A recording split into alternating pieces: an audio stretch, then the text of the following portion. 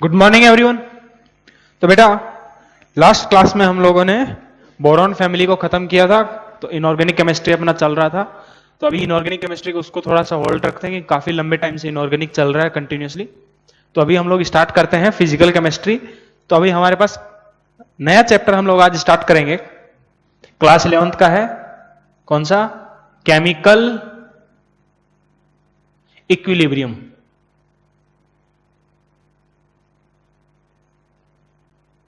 देखिए बहुत ही आसान सा चैप्टर है। इस चैप्टर को मैं कोई ज्यादा टफ चैप्टर नहीं मानता हूं, और ऐसा आसान, इतना आसान चैप्टर, इसका यूज काफी फिजिकल के जो आगे आने वाले चैप्टर्स हैं उनके अंदर काफी यूजेस देखने को मिलेंगे। इसके थोड़ा थोड़ा जगह जगह पे इसके कंसेप्ट हम लोग के यूज होते रहेंगे, और इन जनरल डायरेक्टली इसमें से कोई क्वेश्चन नहीं आता है, बहुत कम आता है, रेयरली क्वेश्चन आते हैं डायरेक्टली तुम्हारे इसमें से, लेकिन दूसरे चैप्टर्स के साथ मिक्स करके इसके क्वेश्चंस देखने को मिलते हैं। तो इंडिविजुअल अलग से चैप्टर का क्वेश्चन नहीं आता है, लेकिन दूसरे चैप्टर के साथ मिक्स होकर के इसमें से क्वेश्चन आता है, और काफी आसान चैप्टर है, बहुत स्मूथली जाएगा ये चैप्टर, तो ज्यादा हेडेक लेने की जरूरत नहीं है। चलिए तो हम लोग स्टार्ट करते हैं अब केमिकल इक्विलिब्रियम के बारे में। तो चलिए केमिकल इक्विलिब्रियम के अंदर, और उससे पहले डिटेल में जाएं, उससे पहले हमारे पास बेटा वर्ड है ये इक्विलिब्रियम। ये इक्विलिब्रियम क्या होता है? जैसे मान लीजिए, क्या मान लीजिए मेरे पास एक सरफेस है, और इस सरफेस के ऊपर क्या है, ये एक ब्लॉक पड़ा हुआ है। क्या है? ये मेरे पास एक सरफेस है, और इस सरफेस के ऊपर एक ब्लॉक पड़ा हुआ है। मान लो मैं इस ब्लॉक के ऊपर इधर से 100 न्यूटन का फोर्स लगाता हूं, और इधर से भी 100 न्यूटन का फोर्स लगाता हूं। इसके ऊपर नेट फोर्स कितना है? 0। फिजिक्स में ये चीज पढ़ते हो। तो ये तुम्हारे पास इस ब्लॉक के ऊपर जो नेट फोर्स है वो कितना है? एक्सटर्नल नेट फोर्स कितना है? 0 है। इसका मतलब फिजिक्स में हम लोग इसको क्या बोलते हैं? ये तुम्हारे पास जो ब्लॉक है वो एक इक्विलिब्रियम के अंदर है, बराबर है कि नहीं? फिजिक्स में ये बोलते हो। ये जो तुम्हारे पास इक्विलिब्रियम है, इस इक्विलिब्रियम को हम कौन सा इक्विलिब्रियम बोलते हैं? Static equilibrium. आई होप इस चीज से तो सब लोग वाकिफ हैं, सब लोग इस चीज को जानते हैं, बराबर है कि नहीं? फिजिक्स में पढ़ा है, ठीक है।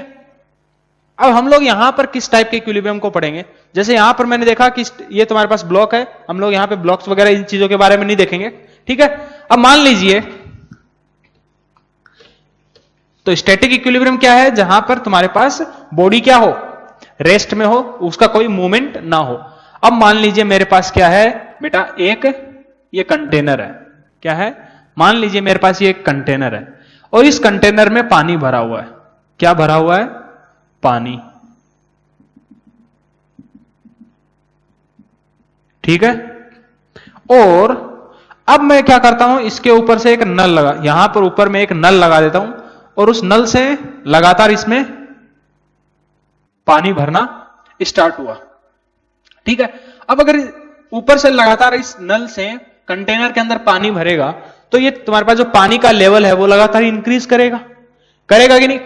मान लीजिए मैं क्या करता हूं, इस कंटेनर के नीचे एक होल कर देता हूं। क्या कर दूं? कंटेनर के नीचे एक होल कर दूं, और ये जो होल है, अब इसमें से भी पानी निकलेगा। क्या? इसमें से भी पानी निकलेगा, और ऊपर से तुम्हारे पास अब तो क्या हो रहा है, इस कंटेनर के अंदर साइमल्टेनियसली यहां से नीचे से होल के थ्रू पानी निकल भी रहा है, और ऊपर नल के थ्रू पानी आ भी रहा है, बराबर है कि नहीं? अगर मैं यहां पर जो जिस रेट से पानी को मैं डाल रहा हूं इस कंटेनर में, और जो पानी निकल रहा है, अगर इन दोनों रेट को सेम कर दूं, सोचो, सोच के देखना कि अगर निकलने वाला पानी थोड़ा कम निकल रहा है, और भरने वाला पानी जो अंदर में पानी आ रहा है कंटेनर में, वो अगर पानी ज्यादा होगा, तो इस जो लेवल है वाटर का वो क्या करेगा? इंक्रीज करेगा, बराबर है कि नहीं? और अगर मान लीजिए आने वाला पानी जो तुम्हारे पास कंटेनर में है वो कम हो, और जो निकलने वाला पानी है वो क्या हो? ज्यादा हो, तो तुम्हारे पास जो कंटेनर के अंदर जो वाटर है उसका लेवल क्या करेगा? डिक्रीज करेगा, बराबर है कि नहीं? इन केस अगर मैं इन दोनों आने, मतलब पानी जो अंदर आ रहा है और जो निकल रहा है, इन दोनों पानी का रेट, जिस रेट से ये लोग बाहर निकल रहे हैं या फिर आ रहे हैं, इन दोनों को अगर मैं इक्वल कर देता हूं, तो क्या होगा, जो वाटर का जो हाइट है वो हमको कांस्टेंट नजर आएगा, बराबर है कि नहीं। तो ये जो तुम्हारे पास, क्या बोला मैंने, जब तुम्हारे पास दोनों की रेट, पानी के अंदर आने की और जो बाहर आने की जब रेट है, उस वक्त हमको यहां पर कंटेनर के अंदर जो वाटर का हाइट है वो क्या होगा, एक फिक्स्ड हाइट h मान लेते हैं, वो देखने को मिलेगा, बराबर है कि नहीं। ठीक है, तो क्या अभी भी इसके अंदर कोई, अब अगर दूर से देखोगे इसको तो हमको ऐसा लगेगा कि भाई हाँ, हाइट में इसके कोई चेंज नहीं होगा, कि इसमें कोई चेंजेस नहीं आ रहा है, बराबर है कि नहीं यहां पर। लेकिन अंदर ही अंदर अगर तुम माइक्रोस्कोपिक लेवल के ऊपर देखोगे तो क्या हो रहा है, प्रोसेस तो हो रहा है, पानी आ भी रहा है और जा भी रहा है। क्या हो रहा है, अगर माइक्रोस्कोपिक लेवल के ऊपर देखोगे तो पानी आ भी रहा है और जा भी रहा है, लेकिन अगर दूर से तुम इसको ऑब्जर्व करोगे तो तुमको हाइट जो है वाटर का क्या नजर आएगा, एक बिल्कुल से कांस्टेंट हाइट नजर आएगा, आएगा कि नहीं। तो ये जो तुम्हारे पास ये जो सिस्टम इस वक्त, ये जो पोजीशन है, इस सिचुएशन को हम क्या बोलेंगे, इक्विलिब्रियम पोजीशन। समझ में आएगा नहीं, जहां पर आने का और जाने का ये दोनों रेट क्या हो गई, सेम हो गई। समझ में आएगा नहीं, बोलो। ये जो दूसरे टाइप का इक्विलिब्रियम होता है इसको हम बोलते हैं डायनेमिक इक्विलिब्रियम। क्या बोलते हैं बेटा, डायनेमिक इक्विलिब्रियम। तो दो तरह के हम लोगों ने इक्विलिब्रियम देखे। सबसे पहला स्टैटिक इक्विलिब्रियम, जो कि हम लोग को यहां पर नहीं पढ़ना है। हम लोग यहां पर जितना भी इक्विलिब्रियम के अंदर बात करेंगे वो कौन सा इक्विलिब्रियम होगा, डायनेमिक इक्विलिब्रियम। ठीक है, चलिए, ये तो था तुम्हारे पास बेसिक इक्विलिब्रियम का मतलब क्या है। अब बेटा हम लोग बात करते हैं टाइप्स ऑफ रिएक्शंस। अच्छा, अब हम लोग केमिस्ट्री के अंदर इक्विलिब्रियम किस तरह के, कहां पर देखेंगे और किस तरह का इक्विलिब्रियम देखने को मिलेगा हमको, उस चीज के बारे में बात करते हैं। देखिए,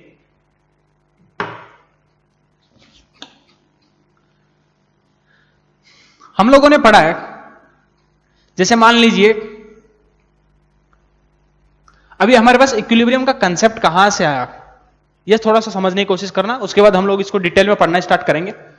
जैसे मान लीजिए साइंटिस्टों ने क्या किया कि जैसे PCl5 होता है, बराबर है, जब इसको हम हीट करेंगे, PCl5 सॉलिड होता है, बराबर है कि नहीं। इसको हीट करते हैं तो वो किस में कन्वर्ट होता है, PCl3 में और Cl2 के अंदर कन्वर्ट होता है, बराबर है कि नहीं। क्या, जो PCl5 है जब हम उसको हीट करेंगे तो किस में कन्वर्ट होगा, PCl3 में और Cl2 के अंदर, हाँ है ना। अब साइंटिस्टों ने क्या किया, ये मान लीजिए कंटेनर लिया और इसके अंदर PCl5 को हमने लिया। अब अगर हम इसको हीट करें तो क्या होगा, PCl3 प्लस Cl2। कंटेनर क्या है हमारा, ओपन कंटेनर है, तो Cl2 जो बना वो क्या होगा, निकल जाएगा, बराबर है कि नहीं। ठीक है, अब मान लीजिए फिर उन्होंने एक और रिएक्शन लिया। क्या, इस बार उन्होंने लिया कि PCl3 को अगर हम Cl2 के साथ रिएक्शन करवाएं, क्या करें, PCl3 को अगर Cl2 के साथ रिएक्शन करवाएं, तब उन्होंने देखा कि PCl5 भी बनता है। ठीक है, तो फिर क्या किया, इस बार उन्होंने कंटेनर को क्लोज करके देखा। क्या, फिर इस बार उन्होंने क्या किया, कंटेनर को क्लोज करके देखा। तो अब देखो, जैसे मान लीजिए अब यहां पर हमारे पास क्या है, PCl5। इस बार हमने कंटेनर को क्लोज किया, तो कंटेनर को जैसे ही क्लोज किया तो PCl5 किस में कन्वर्ट हुआ बेटा, PCl3 और Cl2 के अंदर। कंटेनर हमारा क्लोज्ड है। ठीक है, अब धीरे धीरे जैसे ही PCl3 और फिर Cl2 का अमाउंट बढ़ा, कुछ टाइम के बाद PCl3 और Cl2 मिल करके वापिस क्या करने लगे, PCl5 का फॉर्मेशन करने लगे, हाँ है ना। तो इससे हमको समझ में आया कि हमको ये जो दोनों रिएक्शन है उनको अलग अलग करवाने के बजाय हम एक साथ भी करवा सकते हैं, बराबर है कि नहीं। तो यहां से हमारे पास थोड़ा बहुत बेसिक कंसेप्ट देखने को मिला इक्विलिब्रियम का। ठीक है, चलिए अब हम बात करते हैं टाइप्स ऑफ रिएक्शंस की। चलिए हम लोग अब स्टार्ट करते हैं टाइप्स ऑफ रिएक्शन। दो तरह की रिएक्शंस होती हैं हमारे पास। पहला है इरिवर्सिबल रिएक्शन और दूसरा हमारे पास है रिवर्सिबल रिएक्शन। क्या होती है इरिवर्सिबल एंड रिवर्सिबल रिएक्शन? इनके बारे में केमिकल काइनेटिक्स के अंदर भी हमने थोड़ा बहुत पढ़ा था, अभी एक बार फिर से बता देता हूं क्या होता है इरिवर्सिबल रिएक्शन। इरिवर्सिबल रिएक्शंस बेटा वो केमिकल रिएक्शंस होती हैं जो केवल एक डायरेक्शन में प्रोसीड करती हैं, मतलब रिएक्टेंट से प्रोडक्ट का फॉर्मेशन करते हैं, बराबर है कि नहीं? तो इरिवर्सिबल रिएक्शंस क्या होती हैं? जो वो केमिकल रिएक्शंस जो तुम्हारी एक डायरेक्शन के अंदर प्रोसीड करती हैं, उन केमिकल रिएक्शंस को हम क्या बोलेंगे? Irreversible reaction. और जो तुम्हारे पास दोनों डायरेक्शन में प्रोसीड कर सकती हैं, मतलब फॉरवर्ड डायरेक्शन, मतलब रिएक्टेंट से प्रोडक्ट भी बना सकते हैं, और जो प्रोडक्ट्स हैं वो आपस में कंबाइन होकर के वापिस रिएक्टेंट्स का भी फॉर्मेशन कर सकें, ऐसी केमिकल रिएक्शंस उनको हम क्या बोलते हैं? Reversible reaction. ठीक है, अब इरिवर्सिबल रिएक्शंस जो हैं, देखिए इनके बारे में कुछ पॉइंट्स हैं, उनको फटाफट लिखना स्टार्ट करो। चलिए काम करते हैं, इनके बीच में डिफरेंशिएशन करके लिख लेते हैं।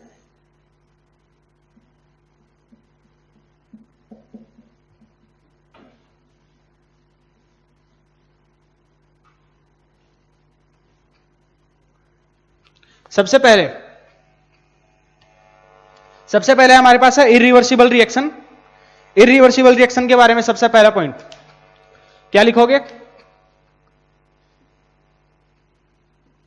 Reaction take place in only one direction. क्या? जो इरिवर्सिबल रिएक्शंस होती हैं वो केवल एक डायरेक्शन में होती हैं, तुम्हारे पास रिएक्टेंट से प्रोडक्ट का फॉर्मेशन करती हैं, जबकि जो तुम्हारे पास रिवर्सिबल रिएक्शंस होती हैं बेटा वो क्या करती हैं? वो तुम्हारी दोनों डायरेक्शंस के अंदर प्रोसीड कर सकती हैं। तो ये भी पॉइंट लिख लीजिए साथ साथ में। These reactions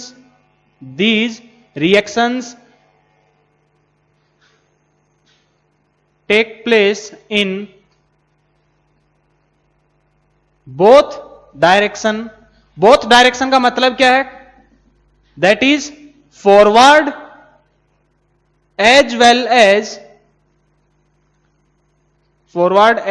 as backward direction।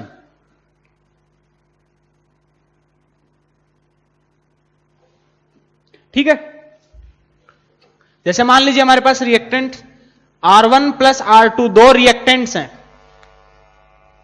ये किसमें कन्वर्ट हो रहे हैं? दो प्रोडक्ट्स P1 प्लस P2। तो ये तुम्हारे पास केवल रिएक्टेंट से मिलकर के प्रोडक्ट बनेंगे, बराबर है कि नहीं? मतलब ये रिएक्टेंट्स मिलकर के सिंपल सीधा प्रोडक्ट बनाएंगे, और प्रोडक्ट जैसे ही बनेंगे, जैसे ही तुम्हारे पास ये रिएक्टेंट्स खत्म होंगे, तुम्हारी ये रिएक्शन क्या कर जाएगी? खत्म होने पर चली जाएगी। तो तुम्हारे दूसरा पॉइंट क्या है? जो इरिवर्सिबल रिएक्शंस होती हैं वो लगभग हमेशा क्या करती हैं? कंप्लीशन को जाती है। समझ में आएगा नहीं? तो ये भी लिख लीजिए, दीज रिएक्शंस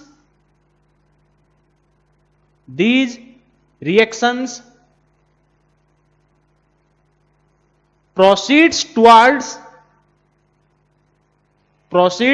towards completion। ये जो रिएक्शंस होती हैं वो क्या? कंप्लीशन की तरफ तुम्हारे हमेशा प्रोसीड करती हैं, जबकि जो रिवर्सिबल रिएक्शंस होती हैं वो कभी कंप्लीशन की तरफ प्रोसीड नहीं करती, वो रिएक्शंस कभी कंप्लीट नहीं होती। क्यों नहीं होती? जैसे मान लीजिए क्या हो रहा है इन रिएक्शंस के अंदर, जैसे मान लीजिए A प्लस बी किस में जा रहे हैं? C और D में।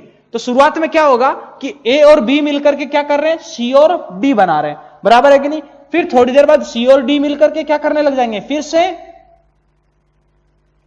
A और B बनाने लगेंगे। तो मतलब तुम्हारे पास ये रिएक्शन कभी कंप्लीट होगा ही नहीं। ठीक है, तो ये भी लिख लीजिए सेकेंड पॉइंट, दीज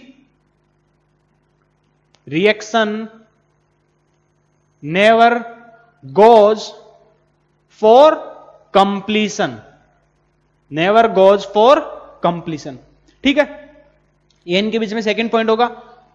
ओके, यहां पर इन रिएक्शंस को, इरिवर्सिबल रिएक्शंस को हम लोग क्या? सिंपल सिंगल एरो से हम लोग रिप्रेजेंट करते हैं। ठीक है, इरिवर्सिबल रिएक्शंस को हम किससे रिप्रेजेंट करते हैं? सिंगल एरो से। ये पॉइंट लिखने की जरूरत नहीं है, अभी बता चुका हूं किससे रिप्रेजेंट करते हैं? सिंगल एरो से। जबकि जो रिवर्सिबल रिएक्शंस होती हैं उनको हम क्या करते हैं? ऐसे डबल एरो से शो करते हैं। देखो ऐसे एग्जांपल लिखना चाहो जैसे A प्लस बी, ऐसे converting into C plus D. तो इसको हम डबल एरो से रिप्रेजेंट करते हैं, किनको? रिवर्सिबल रिएक्शंस को। ठीक है, ओके। अच्छा, ये साइन जो है, ये जो एरोज हैं, इनका एक अलग इंपॉर्टेंस है। हर एक एरो तुम्हारे पास, जैसे अगर ये है एरो, इसका मतलब क्या है? तुम्हारे पास फॉरवर्ड डायरेक्शन में इधर रिएक्टेंट से प्रोडक्ट सिंगल डायरेक्शन में रिएक्शन हो रही है। अगर एरो ये है, इस एरो का मतलब क्या है? इस एरो का, ये एरो भी हम लोग यूज करते हैं केमिस्ट्री में। ये एरो यूज कब करते हैं? ये वाला एरो कब यूज करते हैं? रेजोनेटिंग स्ट्रक्चर बनाते वक्त, हाँ है ना। फिर इरिवर्सिबल रिएक्शंस के केस में हम लोग कौन सा एरो यूज करेंगे? Double arrow. ठीक है, हाफ तुम्हारे पास आधा सिंगल एरो आगे की तरफ, और फिर तुम्हारे पास ये दूसरा एरो इस हिसाब से। ठीक है, फिर थर्ड पॉइंट लिखिए इनके बारे में बेटा। अब इरिवर्सिबल रिएक्शंस है, मतलब केवल हमेशा किस में करती हैं? फॉरवर्ड डायरेक्शन में जाती है। तो इरिवर्सिबल जो रिएक्शंस हैं वो किस में होती हैं? जनरली तुम्हारे ओपन कंटेनर के अंदर। तो ये पॉइंट लिख लीजिए, these reactions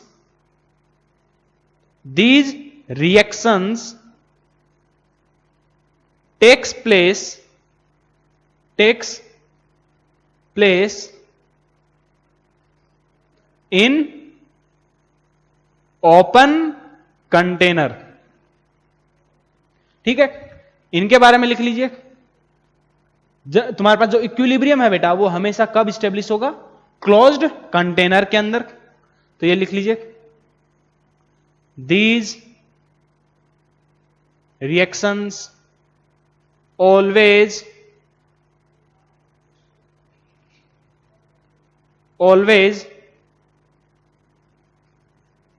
takes place in closed container। ठीक है, तो ये इनके बीच में कुछ बेसिक डिफरेंसेस थे इरिवर्सिबल रिएक्शन, रिवर्सिबल रिएक्शंस के बारे में। ठीक है, ये कुछ 3 पॉइंट्स मैंने अभी लिखवाए हैं, इनके एग्जांपल्स भी लिख लेते हैं। एक काम करते हैं, एग्जांपल्स भी लिखते हैं फटाफट। इसको नोट करो पहले।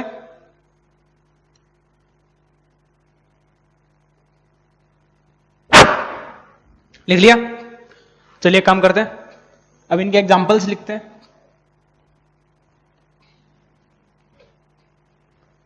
सबसे पहले किसका एग्जांपल लिखें? चलिए इसी का एग्जांपल लिख लेते हैं। इरिवर्सिबल रिएक्शंस मतलब जो केवल एक डायरेक्शन में होती हैं।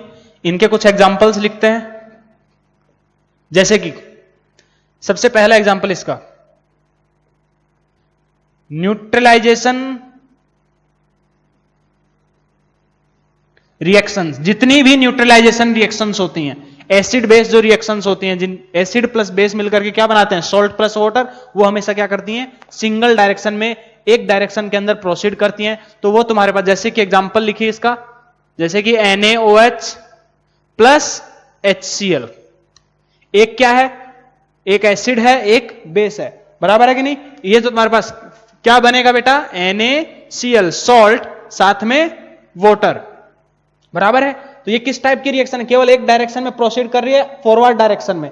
कौन सी डायरेक्शन में? फॉरवर्ड डायरेक्शन के अंदर, हाँ है ना। इस रिएक्शन को हम क्या बोलेंगे? इरिवर्सिबल रिएक्शन, केवल सिंगल डायरेक्शन में प्रोसीड कर रही है। और एग्जांपल लिखो तो, लिखना चाहो तो लिख लो, जैसे कि thermal decomposition reactions. Thermal decomposition reactions, ये भी किसका एग्जांपल होती है बेटा? इरिवर्सिबल रिएक्शंस का एग्जांपल लिखिए इसके अंदर, जैसे कि कैल्शियम कार्बोनेट, अगर हम उसको हीट करें तो क्या बनाएगा? Calcium oxide plus CO2। ध्यान से सुनना, ये जो रिएक्शन होगी वो कब होगी? किसके अंदर होगी? ओपन कंटेनर के अंदर। अगर ओपन कंटेनर में हो रही है तो तुम्हारे पास ये इरिवर्सिबल रिएक्शन होगी, वरना तुम्हारे पास ये कैसा, ये जो है आपस में क्या करती है? इक्विलिब्रियम को स्टेब्लिश कर लेती है। क्योंकि एस ब्लॉक भी हमने पढ़ा है ना, calcium oxide CaO plus SCO2, ये आपस में मिलकर के CaCO3 भी बना सकते हैं, बराबर है कि नहीं? ठीक है, देन हम लोग थर्ड एग्जांपल लिखते हैं इसका। और एग्जांपल्स की बात करें,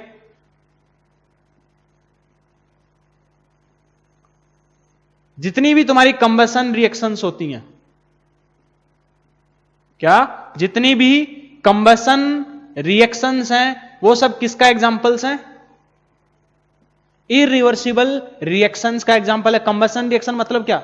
जैसे मान लीजिए आपके पास एक किताब है और किताब को आपने जला दिया। क्या? आपके पास एक किताब है और उस किताब को मैंने जला दिया। जलाने के बाद क्या होगा? राख में कन्वर्ट हो जाएगा, बराबर है कि नहीं? जैसे ही उसको मैं जलाऊंगा तो वो किस में कन्वर्ट हो जाएगा? राख में। तो क्या अब आप राख से वापस किताब बना सकते हो? नहीं ना। आपने राख बना दी, किताब को जलाया, आपने राख बना दी। जलाना मतलब कंबसन, बराबर है, ऑक्सीजन के साथ रिएक्शन। तो वो भी किस टाइप के रिएक्शंस हैं? इरिवर्सिबल रिएक्शंस का एग्जाम्पल है। ठीक है, तो पहला हम अगला लिख लो। जैसे देखिए, मान लीजिए इसमें एग्जाम्पल लिखते हैं हम लोग CH4 प्लस O2। तो CH4 प्लस O2 तो क्या बनेगा बेटा? कंबसन रिएक्शन है, CO2 प्लस H2O, बराबर है कि नहीं? तो ये भी तुम्हारे पास क्या है? एक कंबसन रिएक्शन है, केवल एक डायरेक्शन में प्रोसीड कर रही है, सिंगल एरो से रिप्रेजेंट कर रहे हैं। तो ये भी किसका एग्जांपल है? इरिवर्सिबल रिएक्शंस का। ठीक है, फिर आगे देखिए, और एग्जांपल लिखना चाहें तो एक और लिख लो। जितने भी तुम्हारे पास प्रेसिपिटेशन रिएक्शंस होती हैं, ठीक है, वो भी किसका एग्जांपल होती हैं? तुम्हारे इरिवर्सिबल रिएक्शंस का एग्जांपल होती हैं। कौन सी? तुम्हारी जितनी भी प्रेसिपिटेशन रिएक्शंस होती हैं। एग्जांपल बताइए प्रेसिपिटेशन रिएक्शंस का। जैसे कि AgNO3 और NaCl को हम अगर मिला दें, बराबर है कि नहीं? क्या? AgNO3 और NaCl को, AgNO3 प्लस NaCl, तो क्या बनेगा बेटा? AgCl का प्रेसिपिटेट प्लस NaNO3। तो ये भी क्या हो रही है तुम्हारे पास? केवल सिंगल डायरेक्शन में प्रोसीड कर रही है। तो इसलिए ये भी किसका एग्जाम्पल है? एक इरिवर्सिबल रिएक्शंस का एग्जाम्पल है। अब हम बात करते हैं कुछ एग्जाम्पल्स रिवर्सिबल रिएक्शंस के।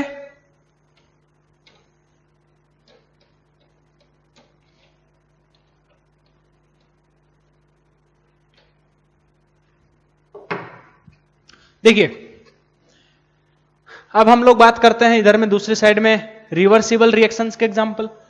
जैसे कि देखिए, N2 प्लस 3H2 से अमोनिया का जो फॉर्मेशन होता है NH3, इसको हम क्या बोलते हैं? Haber's process. N2 plus H2 से तुम्हारा जो NH3 को हम प्रोड्यूस करते हैं, बराबर है। ये कौन सा प्रोसेस होता है जिससे हम अमोनिया को प्रोड्यूस करते हैं? वो होता है हेबर्स प्रोसेस। ठीक है, देखो ये किसका एग्जांपल है? एक रिवर्सिबल रिएक्शन का एग्जांपल है। ये तुम्हारे पास जो डबल एरो है वो किस चीज को रिप्रेजेंट कर रहा है? जो ऊपर वाला एरो है वो किस चीज को रिप्रेजेंट कर रहा है? फॉरवर्ड रिएक्शन को या फिर फॉरवर्ड डायरेक्शन को? हाँ है ना? क्या वो किस चीज को रिप्रेजेंट कर रहा है? फॉरवर्ड डायरेक्शन को। जो बैकवर्ड, जो दूसरा पीछे का एरो है, ये जो एरो है ये किस चीज को रिप्रेजेंट कर रहा है बेटा? बैकवर्ड रिएक्शन या फिर डायरेक्शन को रिप्रेजेंट कर रहा है। ठीक है, चलिए, तो ये तुम्हारे पास एक एग्जांपल ये हो गया। फिर और देखो, जैसे कि PCl5 का कन्वर्जन किसमें? PCl3 में और Cl2 के अंदर। तो ये भी तुम्हारे पास क्या है? एक, अगर इसको क्लोज्ड कंटेनर के अंदर करवा रहे हैं तो क्या है? एक रिवर्सिबल रिएक्शन है, इक्विलिब्रियम अटेन कर लेगा। ठीक है, देन और एग्जांपल देखिए, एस्ट्रिफिकेशन रिएक्शन, बराबर है कि नहीं? क्या? एस्ट्रिफिकेशन रिएक्शंस जो होती हैं वो भी तुम्हारे पास किसकी एग्जांपल होती हैं? तुम्हारे रिवर्सिबल रिएक्शंस का एग्जांपल होती हैं। एस्ट्रिफिकेशन रिएक्शन जैसे कि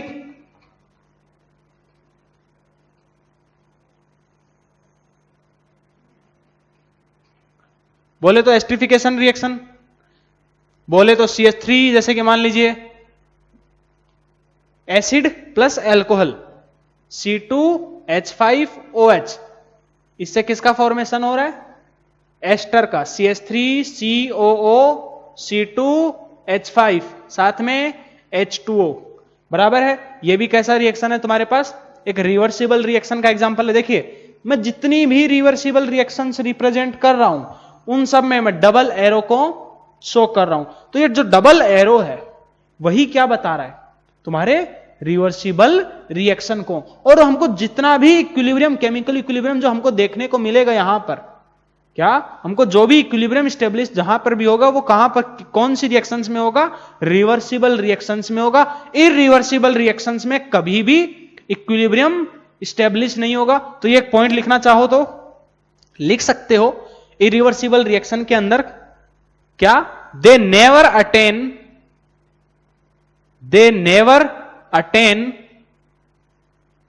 equilibrium, they never attain equilibrium. जबकि रिवर्सिबल रिएक्शंस क्या करती हैं? वो तुम्हारे इक्विलिब्रियम को अटेन कर सकती है। ठीक है, अच्छा चलिए यहां पर अब अगर ये बात कर ही रहे हैं तो एक और चीज बता देता हूं। अगर रिवर्सिबल रिएक्शन इक्विलिब्रियम अटेन कर रही है तो वो तुम्हारे इधर से, जैसे देखिए PCl5 से PCl3 और Cl2 बना करके भी कर सकते हैं, और फॉरवर्ड डायरेक्शन से बैक, देखो फॉरवर्ड से बैकवर्ड, सॉरी तुम्हारे पास यहां पर रिएक्टेंट से प्रोडक्ट, मतलब यहां पर फॉरवर्ड डायरेक्शन से भी इक्विलिब्रियम को स्टेब्लिश कर सकती हैं और बैकवर्ड डायरेक्शन से भी इक्विलिब्रियम को स्टेब्लिश कर सकती हैं। तो ये लिख लीजिए, रिवर्सिबल रिएक्शन में इंपॉर्टेंट पॉइंट है क्या? These can attain equilibrium from any direction. Any direction का मतलब क्या है? एनी डायरेक्शन का मतलब क्या है? That is forward as well as backward direction. ठीक है, तो ये तुम्हारे पास फॉरवर्ड और बैकवर्ड डायरेक्शन दोनों से ही इक्विलिब्रियम को अटेन कर सकती है। तो ये कुछ एग्जांपल्स हैं। ठीक है, तो ये था हमारे पास बेसिक पार्ट इक्विलिब्रियम का। सबसे आज हम लोग ज्यादा नहीं पढ़ेंगे केमिकल इक्विलिब्रियम में, बस अभी आज के लिए हम लोग थोड़ा ही पढ़ेंगे। ठीक है, नेक्स्ट लेक्चर में अच्छा खासा पढ़ेंगे। तो आज हम लोगों ने क्या देखा? सबसे पहले इक्विलिब्रियम होता क्या है उस चीज को हमने समझा। इक्विलिब्रियम क्या होता है? जहां पर तुम्हारे पास उस चीज का, जैसे कि हमने जो एग्जांपल लिया पानी की, एक हमने कंटेनर लिया था, बराबर है कि नहीं? उसके ऊपर जो फॉरवर्ड डायरेक्शन का रेट और बैकवर्ड, मतलब जो रिएक्टेंट से प्रोडक्ट बनने का और प्रोडक्ट से रिएक्टेंट बनने का, जब दोनों का जो रेट है जब बराबर होता है, वो जो सिचुएशन होती है उसको हम क्या बोलते हैं? Equilibrium position. बराबर है कि नहीं? अगर शुरुआत में क्या होगा, मान लीजिए रिएक्टेंट्स हैं, शुरुआत में क्या होगा? रिएक्टेंट्स प्रोडक्ट बनाएंगे। क्या? रिएक्टेंट्स प्रोडक्ट बनाएंगे, और वो प्रोडक्ट वापिस से आपस में एक दूसरे के साथ मिलकर क्या करेंगे? रिएक्टेंट्स का फॉर्मेशन करेंगे। तो शुरुआत में क्या होगा? फॉरवर्ड डायरेक्शन का रेट ज्यादा, बैकवर्ड डायरेक्शन का रेट कम।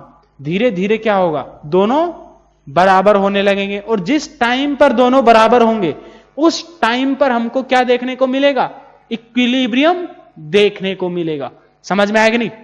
अच्छा, एट इक्विलिब्रियम पोजीशन के ऊपर हमको जितनी भी जो तुम्हारे पास उस सिस्टम के लिए जो भी तुम चीजें मेजर कर सकते हो, जैसे कि उसका प्रेशर, टेम्परेचर, कंसंट्रेशन, उसका कलर, डेंसिटी, ये सारी की सारी चीजें क्या हो जाती हैं? कांस्टेंट हो जाती है। जैसे कि देखिए बेसिक एग्जांपल लें, उसी एग्जांपल से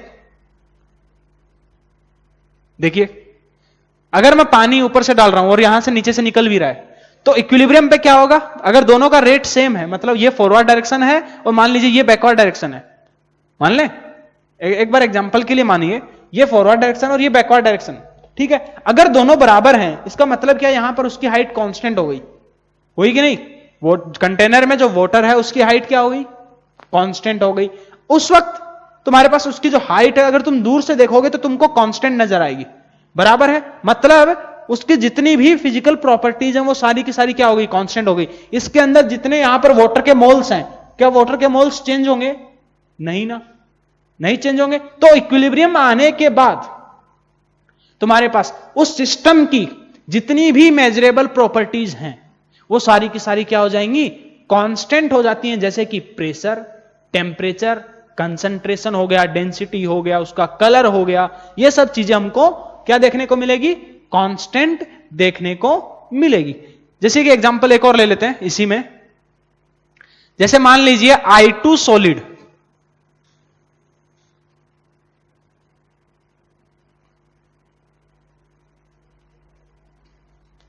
ये तुम्हारे पास है I2 गैस में, ठीक है, ये भी क्या है, सॉलिड से गैस में कन्वर्ट हो रहा है, यहां पे फेज चेंज हो रहा है, ठीक है, इसको हम आगे देखेंगे, बस एक रिवर्सिबल रिएक्शन है, बराबर है।